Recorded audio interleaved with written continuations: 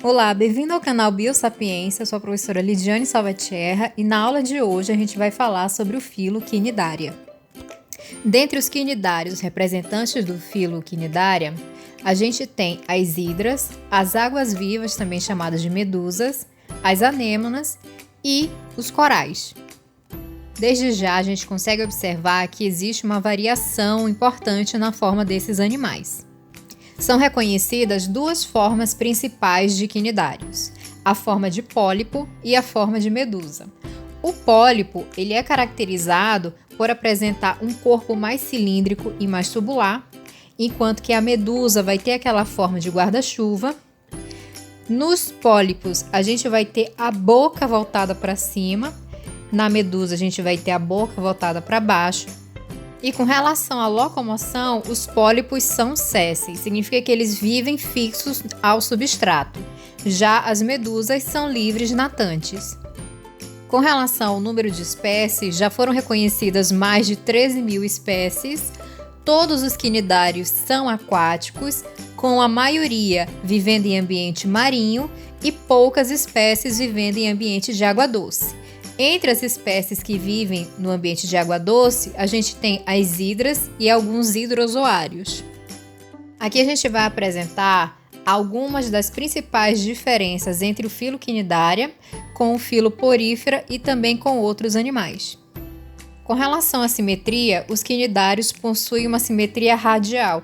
Isso significa que a gente pode dividir o corpo do animal em diversos planos e obter metades simétricas.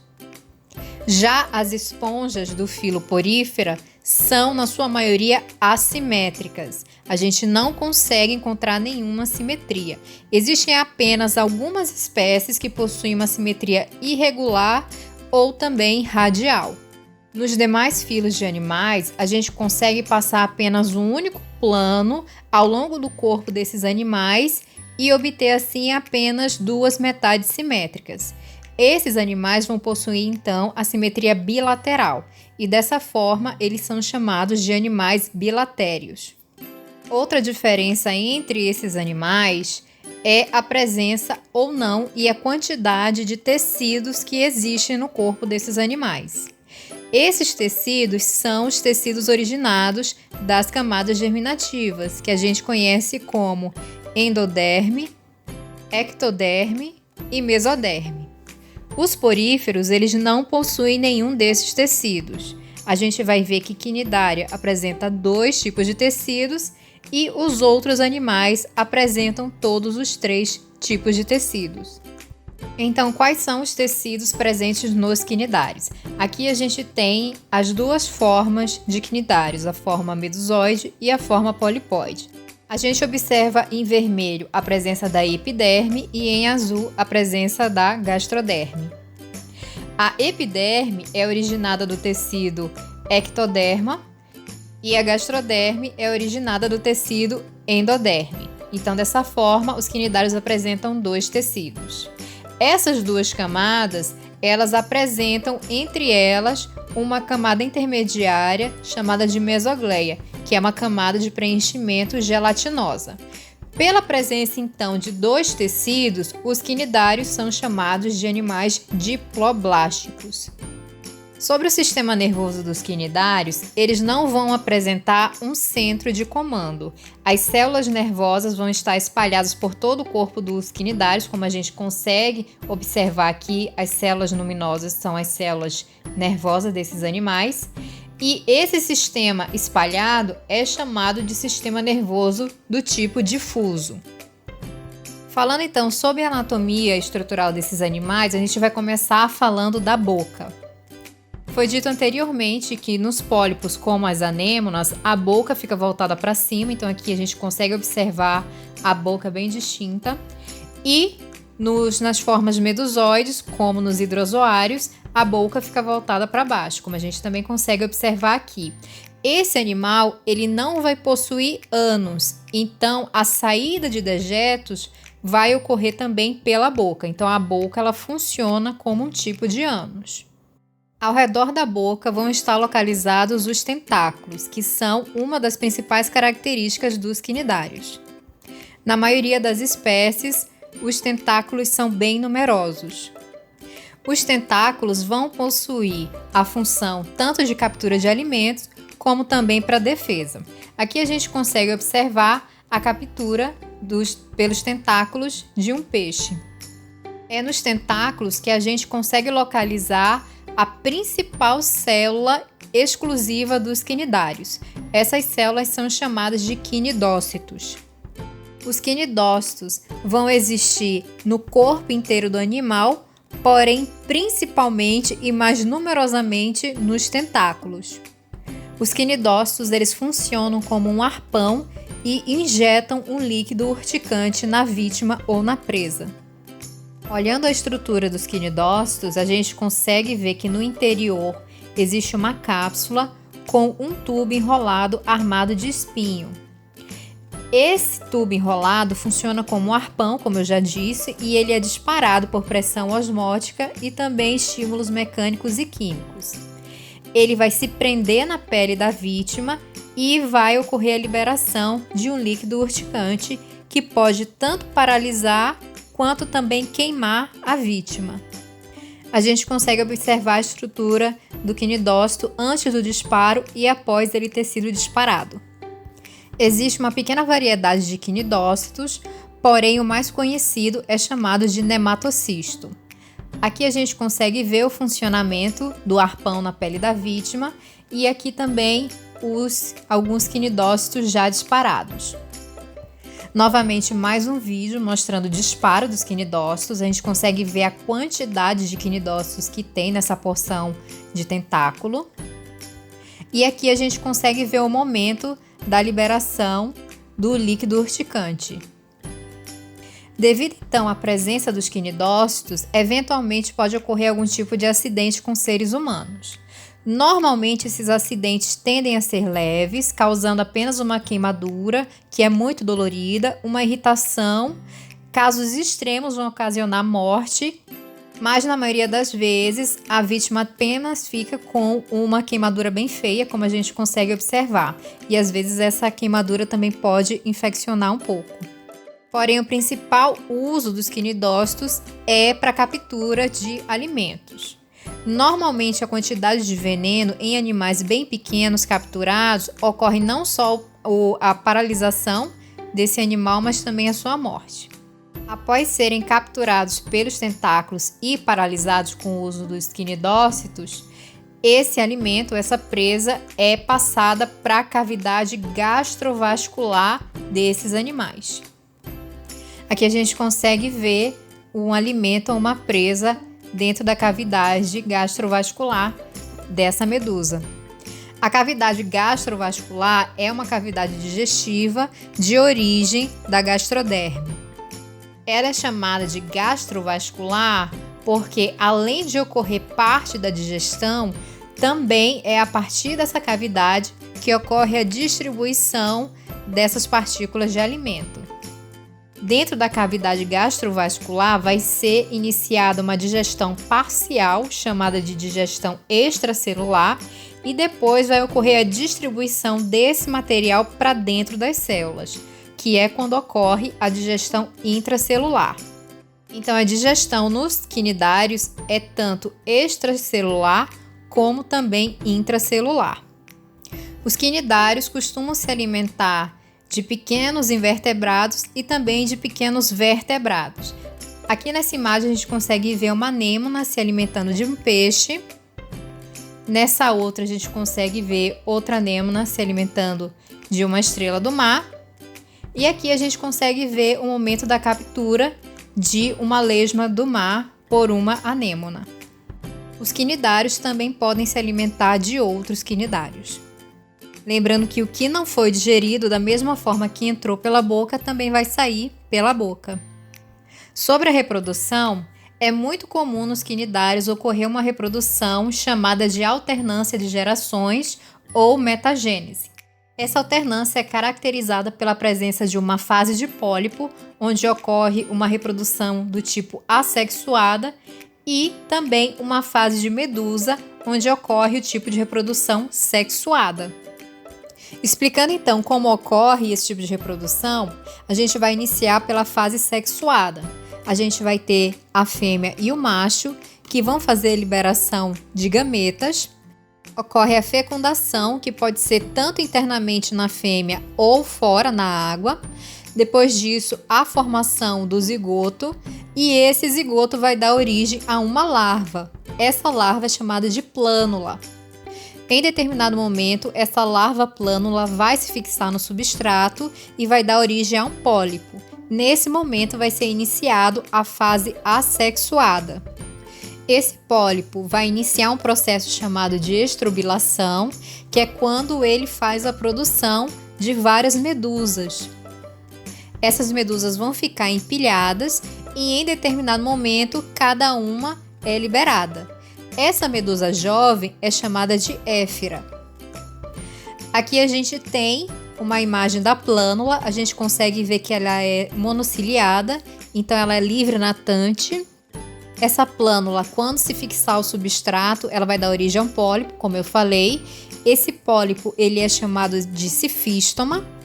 Em seguida, esse cifístoma vai começar a fazer a estrobilação, que é o brotamento de várias medusas que vão ficar empilhadas. Nesse momento, esse pólipo vai ser chamado de estróbilo e cada medusa jovem é chamada de éfira.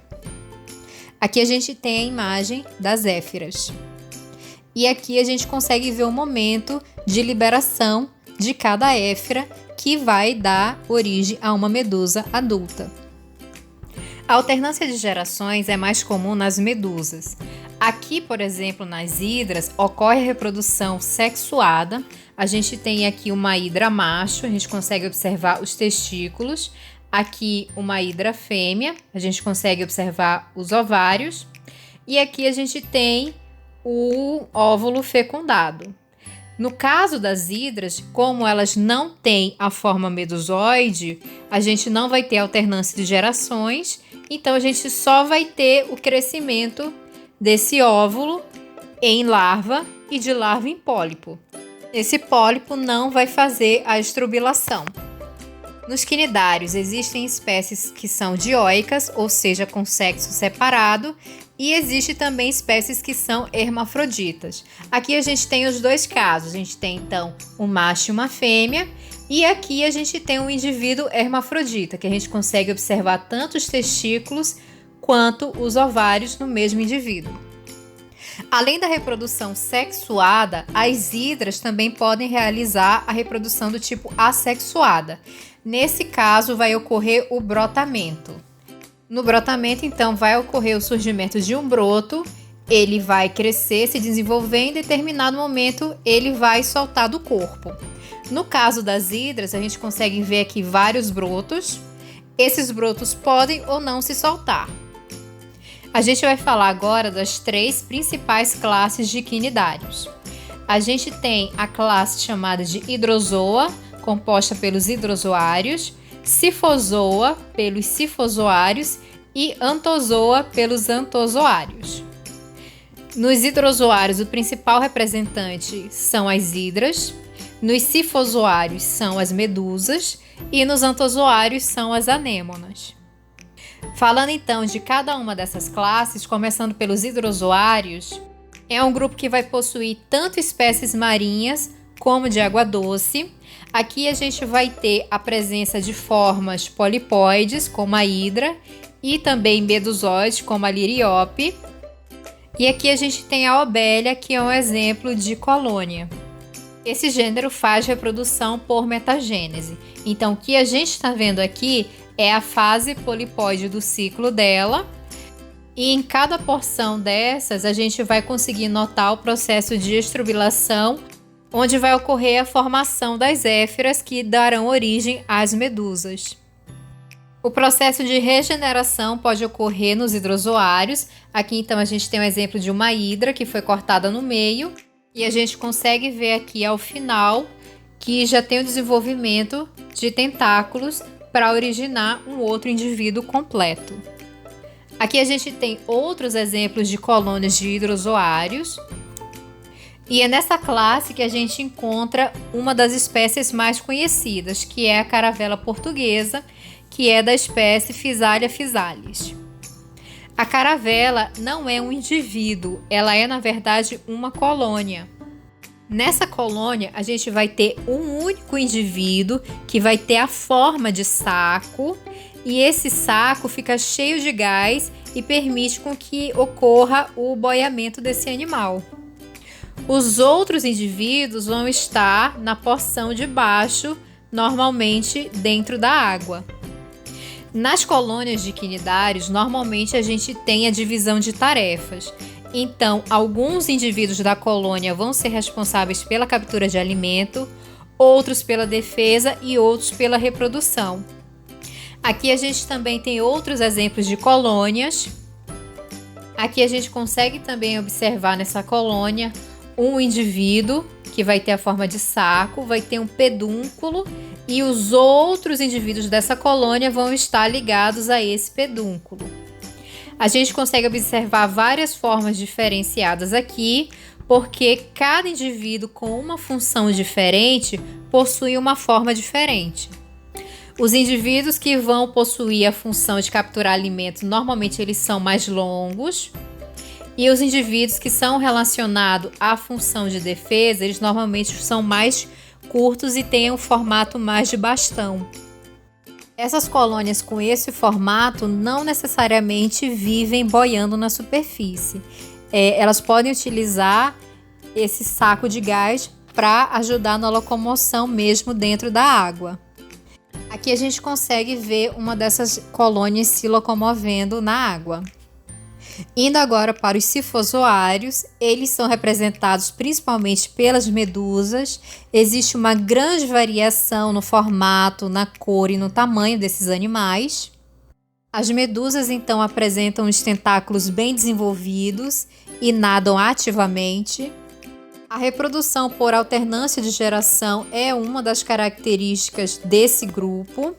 Então aqui a gente vai ter o macho e a fêmea fazendo a liberação do gameta, a fecundação vai dar origem ao zigoto, a larva planular ou plânula, essa larva vai se fixar, vai ocorrer a formação do pólipo, o processo de estrobilação e a liberação das éfiras e o desenvolvimento das éfiras em uma medusa adulta.